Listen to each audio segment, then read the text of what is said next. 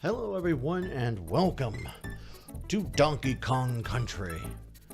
One of my all-time favorite games as a kid growing up, before the age of the 64 and the PlayStation, the good old era of the SNES, I guess people call it. That's a newer one to me. I've always called it the SNES, which I guess is just a long form of saying SNES. But here we go. Now, I wish that I could play this and it's on its native system with its native controller, but unfortunately I don't have that set up at the moment. So we're going to be playing a later virtual console type scenario here. So the controls are not going to be ideal,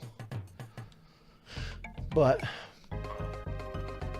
you do what you can to get by. Now, this was my introduction to Donkey Kong. I had never played Donkey Kong for, oh, I guess we already been in there. Wow. Short-term memory, huh? It's toast. So, yeah, I didn't play the arcade version of Donkey Kong. I didn't even play it on the NES. This was it for me. And, I love the side-scrolling aspect of this. I love the collectathon aspect of this. I loved everything about it. I love the humor. I love the characters. And it's not even to mention the music. The music in this game is one of the most powerful elements. Now, without a good score in anything, you're pretty much lost. So I'm really glad that David Wise was the man they went with. He did a phenomenal job. And I hear that he's maybe back to working on some projects for Nintendo again, so that's always a good thing. Hi. Now it's funny because my best friend that I've had for well over 20 years at this point, we met around the time that I would have been playing this, and he had finished it. He had always considered himself kind of a gaming whiz, and I'm as the kiddies would call it, a filthy casual. But you know what? Didn't matter. I still finished it eventually. Even if I didn't finish it at the same time he did, I finished it nonetheless. Boom. Now I don't remember right off the bat where every single every single secret and bonus area will be. I'm gonna miss some things, but I did 101% this game as a kid. I mean, retro. Rare was clever enough to hide a bonus stage inside of a bonus stage at one point. Now I do know where that one is. All right, Ramby, let's kick it. Let's bounce. Jungle hijinks! Exclamation point. The exclamation point will let you know that you've 100%ed a stage and found everything. We will not be seeing an exclamation point on everything, as I was just saying. I'm having D-pad issues already. So, I played Mario, as you do, on each respective Nintendo console. But I played other things that weren't first-party Nintendo, like Jungle Book, Lion King, things that would have been popular in the early to mid-90s. And while they were platformers, some of them were good, some of them weren't. It really did, it really mattered what console you found yourself playing on. And, sadly, you couldn't just pick one console and say this was the best, because each console offered something unique, which I wish I could say that about games today, but I can't. Outside of Nintendo, and I'm gonna get a lot of flack for this, but to me, as a casual gamer, I just see Sony and Microsoft as the same device. They peddle the same games, the same services. Yeah, I mean, they're exclusives and all, but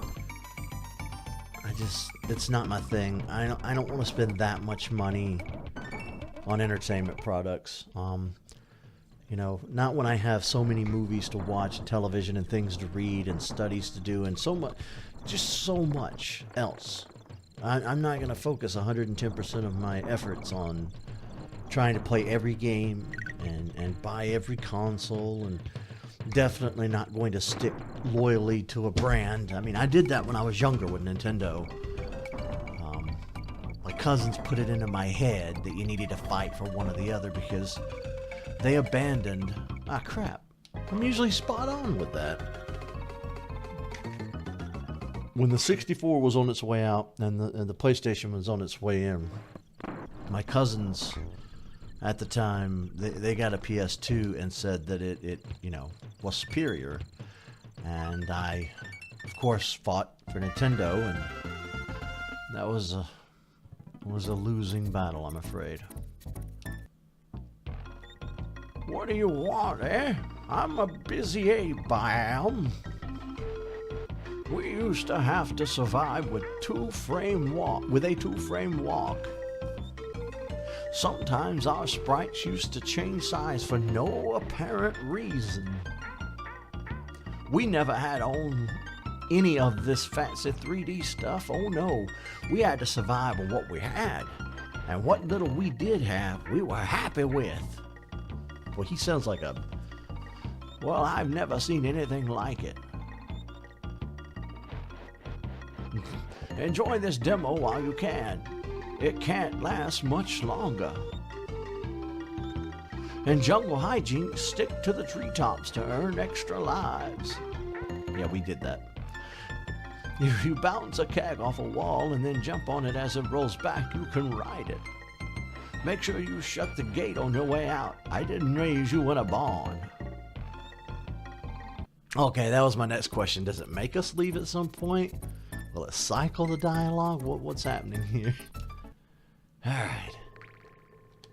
So yeah, while I don't consider myself an expert, I don't consider myself skilled in any way, shape, or fashion or form over anyone else. With that being said, platformers are my bread and butter, and this was the heyday for me before I got older. And life was like, we're going to smack you around a little bit now.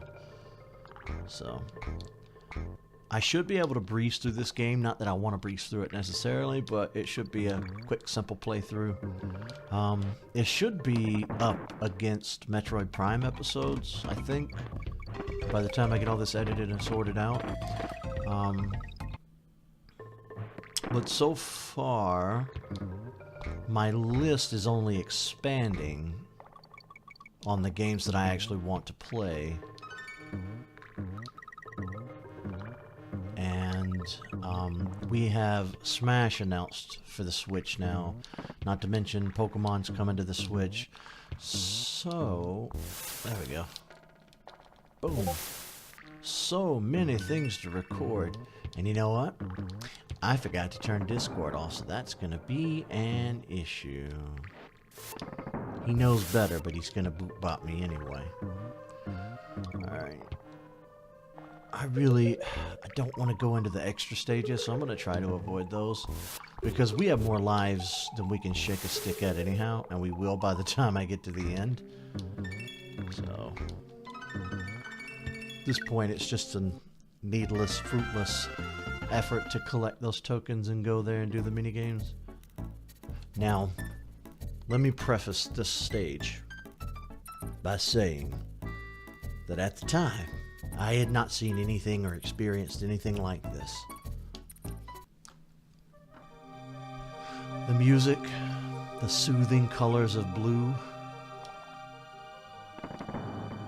the fact that there's not really any platforming here per se, it's just swimming, I guess. These are my favorite. Whee!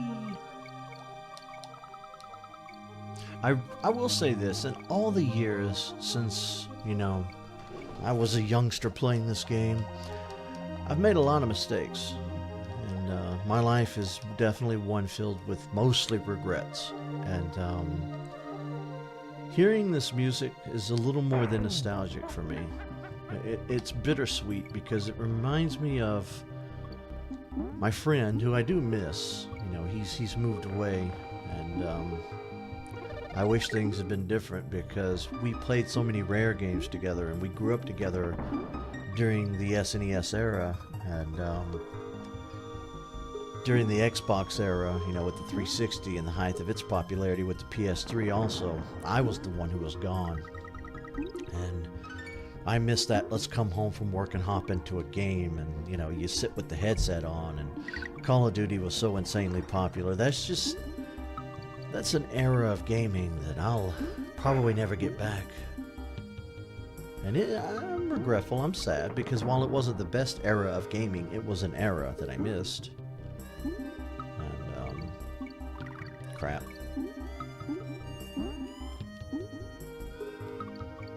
At this point, I'm a little afraid I might go to my deathbed with more regrets than anything else, and that's not something I necessarily want to have happen. I know that I've had like a defeatist attitude in my life for the last year or two, but I mean, it's hard enough when you struggle from depression really badly, but to feel like you don't have the right to suffer from depression because you're in the first world and you have internet and your country is rich and you know, its economy is the envy of the world, quote unquote. I don't believe that, but I'm told that's the way I'm supposed to think. All right, Funky's Flights, he just takes you to previous stages you've already been to. All right, boom, boom. Boom. I will say that with Donkey Kong Tropical Freeze coming to the Switch, I'll have a chance to play it. It's the one Donkey Kong Country game I've yet to play. I watched my friend play it a bit. This is back before he moved away. And I guess that would have been Wii U, yeah. Because I played Donkey Kong Country Returns on the Wii. And then eventually I got a 3DS copy when it was ported over. And then, of course, I played all three of the originals natively on the SNES. I don't think I ever 100%ed 2. I 100%ed 1 and 3, but never 2. I don't think. I did open the Lost World segments in 2 and 3. But, boom. It's something I would like to do in Let's Play fashion, but it's not something I will end up doing. Oh, yeah, got it. You can keep that stupid fish token.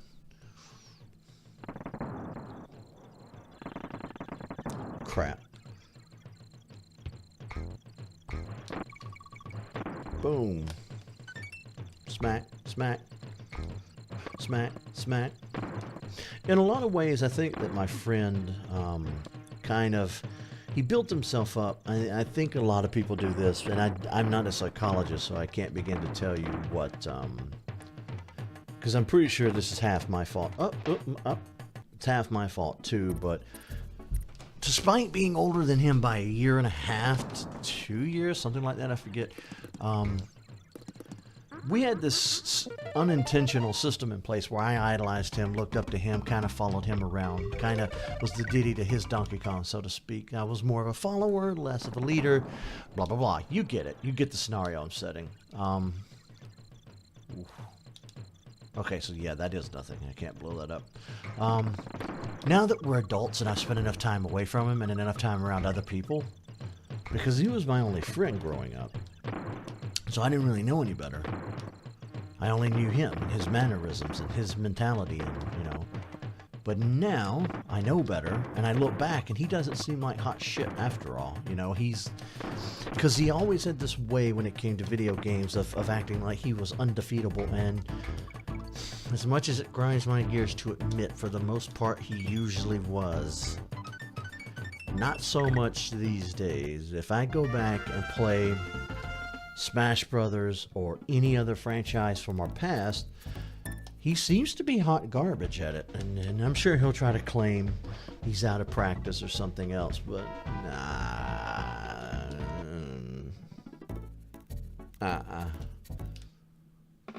I just know better now. Little Eric's getting older, learning life lessons. In his late 20s and 30s that he should have learned as a teenager, but didn't because he never socialized, so he didn't go to public school, and crap. I'm not a fan of private schools whatsoever. Well, I mean, I went to public school until about, it was time to go from middle school to high school. And then my parents were like, nope.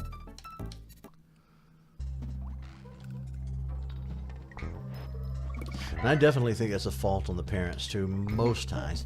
I mean, there are definitely high schools you don't want your kid to be a part of in this country. Hell, given the fact that it's 2018 and all the shootings and everything that continuously happens, it's probably best you don't send your kid to high school, period, no matter how safe you think your community is. But back in my day, the worst you got was something like Columbine, and I forget what year that was. Was I still in school when Columbine happened? I can't remember. Winky. This is actually my favorite animal to ride. Ooh, I almost got that. And that would have sucked. Boom. Boom. Now, I will say that when Rare parted ways with Nintendo and went to Microsoft, and I've never been a huge fan of Microsoft. I've always had a stick up my ass about Microsoft. I kind of switched over to Retro because they turned Metroid into a masterpiece with Prime. And Retro became my new Rare. So when they picked up the mantle with Donkey Kong Country, picking up where Rare had left off, it was just too perfect. It was all coming together too well for me. If I had just not been in such a rough patch. You know what? Now that I'm thinking about it, I've spent more years in a rough patch than I have in a decent place. No! Crap.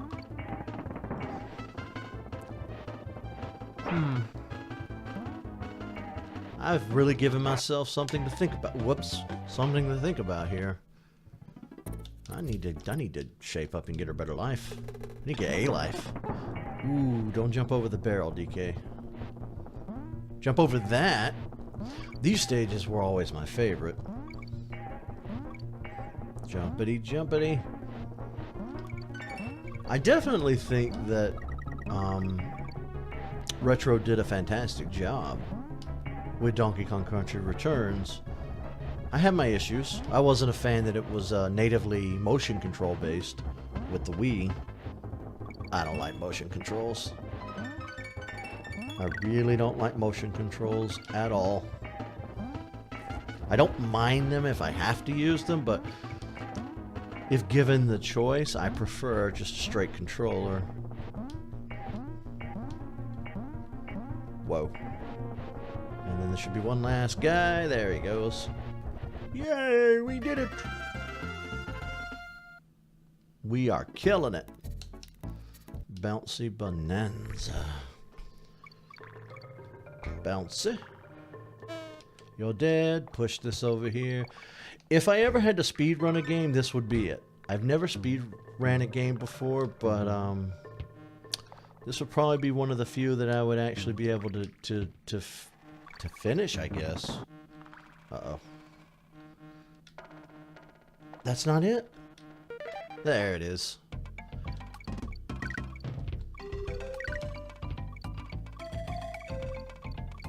Gotcha, punk. See, I'll take an extra stock. I'll take a one-up, an extra life, an extra man. A continue. A balloon.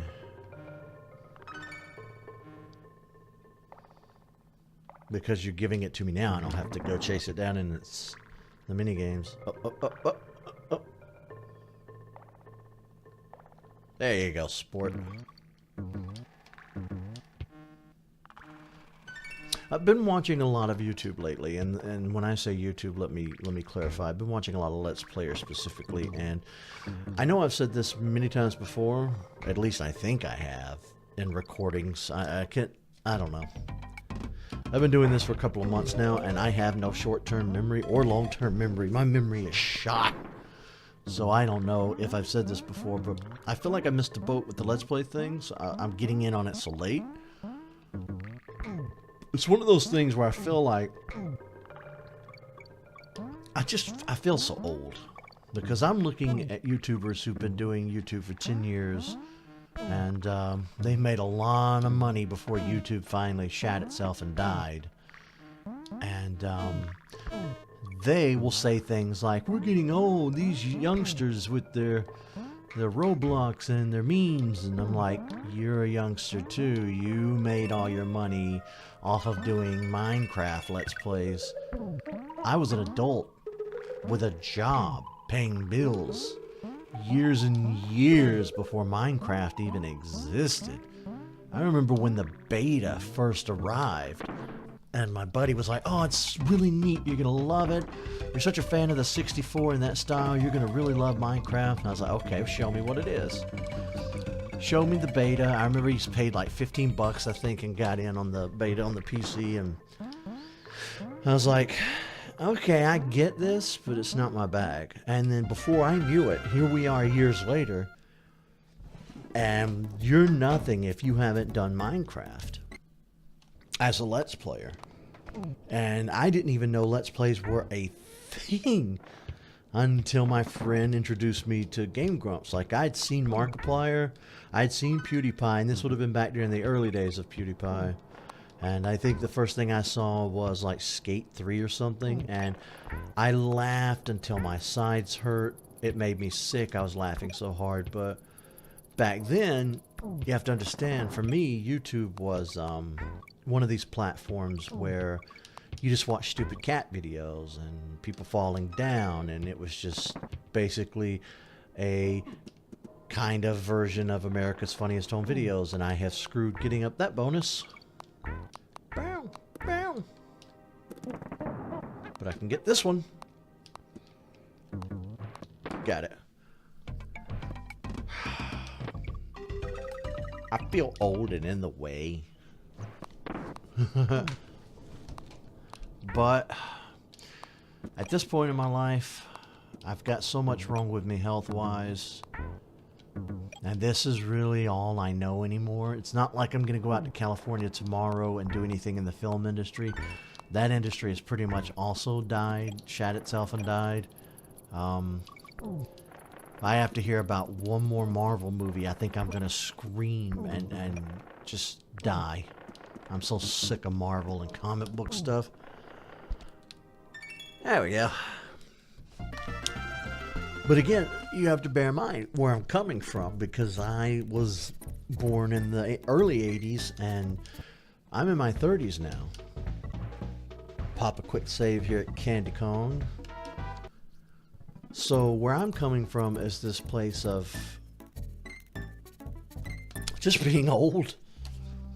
I mean, 33 should not be considered old, but I feel like times have just changed so fast. You know, and the only thing I can think of is the Alan Grant quote, you know, the world has just changed so rapidly. And how can we have the slightest idea of what to expect, you know? Paraphrasing, of course. But he's right. The generational gap used to be, I don't know, what, 50 years? 100, maybe even? I don't know. Rare. Now it's 10 at best. Crap. What movie was it? It was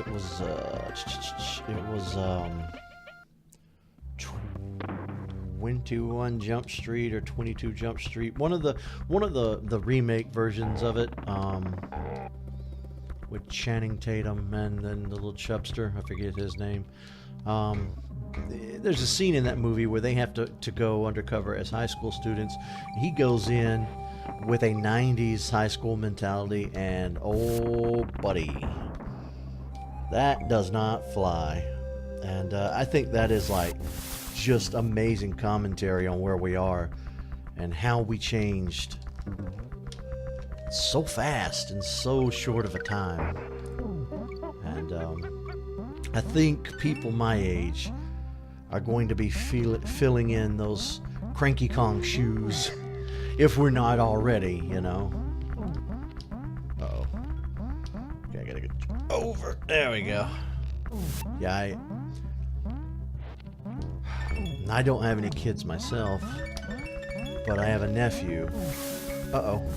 Oh, crap, he took... Oh, you're taking everything from me. Wow, okay. But my nephew is 6 years old, and he's already acting... I can already see a new generation in him that wants nothing to do with memes and all the stuff that's popular at the moment. Part of me's a little bit happy about that, if I'm being honest. Meme culture was fun for a moment, but it really needs to die. Punk. I don't know why my first episode of Donkey Kong Country is just going to be me being an old man, mad at the youngsters for their what-have-yous and what-nots. Smack! But there it is. I'll see you folks, I guess, next time.